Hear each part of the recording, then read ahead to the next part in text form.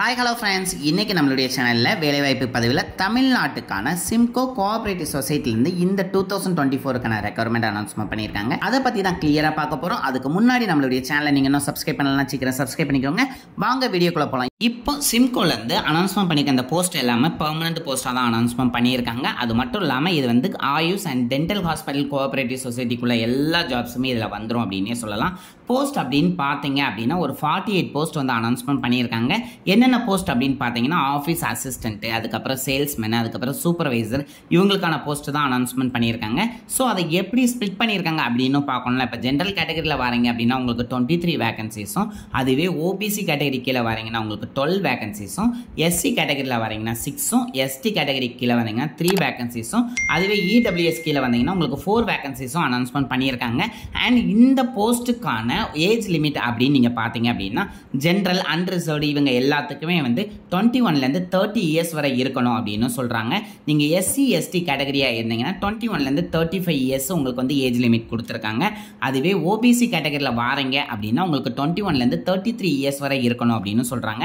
And அப்ளிகேஷனோட last date அப்படின்னு பார்த்தீங்க அப்படின்னா 29 ஜனவரியோட க்ளோஸ் ஆயிரும் அப்படின்னு சொல்கிறாங்க. ஸோ அதனால் நம்மளுக்கு டைம் இன்னும் கம்மியாக தான் இருக்குது. குயிக்காக போய் அப்ளை பண்ணிடுங்க. அண்ட் இந்த போஸ்ட்டுக்கான சேலரி அண்ட் நம்ம ஒரு 3 போஸ்ட் பார்த்தோம்ல, அந்த போஸ்ட்டுக்கு எத்தனை வேகன்சிஸ் அலோகேட் பண்ணியிருக்காங்க அப்படின்னும் பார்த்துடலாம். இப்போ ஆஃபீஸ் அசிஸ்டன்ட் போஸ்ட் அப்படின்னு பார்த்தீங்கன்னா 12 வேகன்சிஸ் வந்து அலோகேட் பண்ணியிருக்காங்க.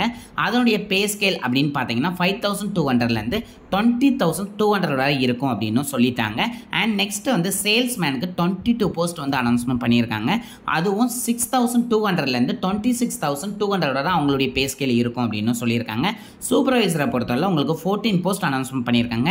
இதுக்கும் 6,200லேருந்து 28,200 வரை அவங்களுடைய சேலரி இருக்கும் அப்படின்னு சொல்லியிருக்காங்க. அதுக்கப்புறம் இந்த ஜாபுக்கெல்லாம் ப்ரொபகேஷன் பீரியட் வந்து 365 ஒர்க்கிங் டேஸ் அப்படின்னு சொல்லியிருக்காங்க. நோட் பண்ணிக்கோங்க. 1 இயர் கிடையாது, 1 இயர் தாண்டியும் வரும். ஏன்னா ஹாலிடேஸ்லாம் தவிர்த்துட்டு தான் அவங்க சொல்கிறாங்க. அண்ட் இதுக்கான ஸ்டைஃபண்ட் அமௌண்ட் அப்படின்னு நீங்கள் பார்த்தீங்கன்னா ஆஃபீஸ் அசிஸ்டண்ட்க்கும் சேல்ஸ்மேனுக்கும் 8,000, அதேமாதிரி சூப்பர்வைசருக்கு 10,000 இருக்கும் அப்படின்னும் சொல்லியிருக்காங்க. அதுக்கப்புறம் இந்த போஸ்ட்டுக்கான குவாலிஃபிகேஷன் என்னென்ன இருக்கும் அப்படின்னும் பார்த்துடலாம். ஆஃபீஸ் அசிஸ்டண்ட்டை பொறுத்தவரை நீங்கள் 10th அல்லது 12th அல்லது ஐடிஐ பாஸ் ஆனால் போதும் அப்படின்னு சொல்லியிருக்காங்க.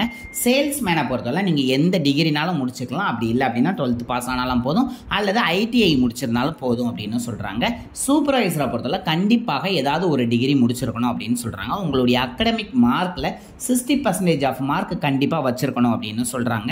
அண்ட் இந்த போஸ்ட்டுக்கான செலெக்ஷன் ப்ரொசீஜர்லாம் எந்த மாதிரி இருக்கும் அப்படின்னு பார்த்துடலாம். 3 வகையிலான செலெக்ஷன் ப்ரொசீஜர் இருக்கும். ஒன்று வந்து உங்களுக்கு ரிட்டன் எக்ஸாமினேஷன் ஆகும்.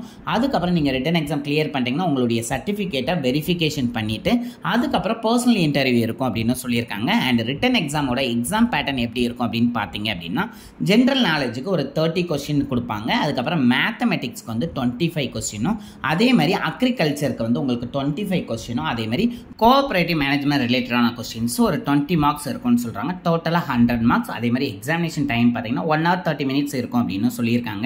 நெக்ஸ்ட் இப்போ கால்ஃபார் பண்ணியிருக்க போஸ்ட்டுக்கான அப்ளிகேஷன் ஃபீஸ் அப்படின்னு பார்த்தீங்கன்னா ஜென்ரல் அல்லது ஓபிசி அல்லது இடபிள்யூஎஸ்க்கு வந்து 500 rupees-உம், எஸ்சி எஸ்டி கேண்டிடேட்டுக்கு 250 rupees-உம் வந்து உங்களுக்கு அப்ளிகேஷன் ஃபீஸ் இருக்கும் அப்படின்னு சொல்லியிருக்காங்க.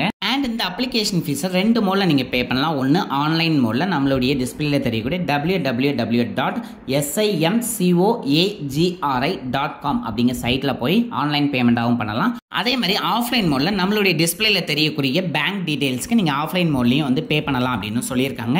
போஸ்ட் அப்ளை பண்ணக்கூடிய ப்ரொசீஜர் என்ன அப்படிங்கிறதையும் சொல்லிடுறேன். அப்ளிகேஷனை நீங்கள் ஃபில் பண்ணி நம்ம சைட்டில் தெரியக்கூடிய அந்த அட்ரஸ்க்கு நீங்கள் அனுப்பி வைக்கணும். அதுவும் 29th பிப்ரவரிக்குள்ளே அவங்களுக்கு கிடைக்கிற மாதிரி நீங்கள் அனுப்பி வைக்கணும். ஸோ அதை மறந்துடாதீங்க. அது கூட நீங்கள் என்னென்ன டாக்குமெண்ட்லாம் வைக்கணும் அப்படின்னு பார்த்தீங்கன்னா எஸ்எல்எல்சி சர்டிஃபிகேட் உங்கள்கிட்ட இருந்துச்சுன்னா அதை இன்க்ளூட் பண்ணிடுங்க. 12th சர்டிஃபிகேட் இருந்துச்சுன்னா அது வச்சுருங்க.